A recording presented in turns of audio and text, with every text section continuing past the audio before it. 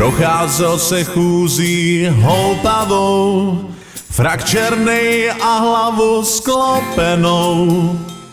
Miloval ten antarktický chlad, ale rázem však se začal velmi bát.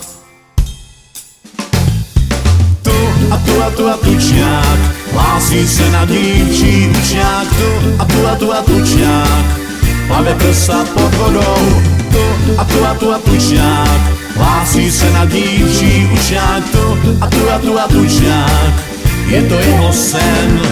Začal mu velký horko být, nic nebylo už jako dřív. Teploty jdou ve dne nahoru, strejda Klaus je jinýho názoru.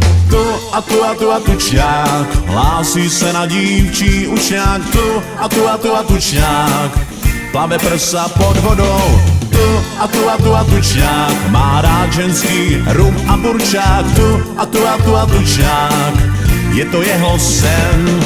Touží poznat cizí krajinu, přeje si ochutnat zmrzlinu. Vyráží na plavbu dalekou, kam ho asi vlny zanesou.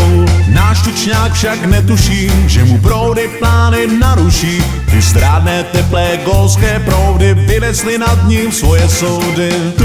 Tu a tučňák, hlásí se na dívčí učňák. Tu a tučňák, plave prsa pod vodou. Tu a tučňák, hlásí se na dívčí učňák. Tu a tučňák, je to jeho sen.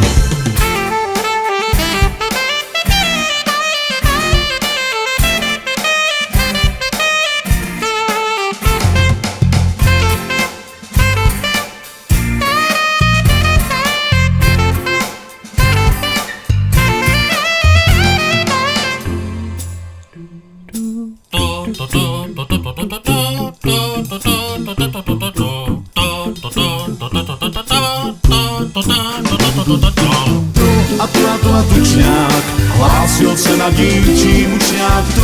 Tu a tučňák, plaval prsa pod vodou. Tu a tučňák, dostal se na dívčí učňák. Tu a tučňák, byl to jeho sen. Osud si s ním pohrával, on však tu léčku zlou překonal.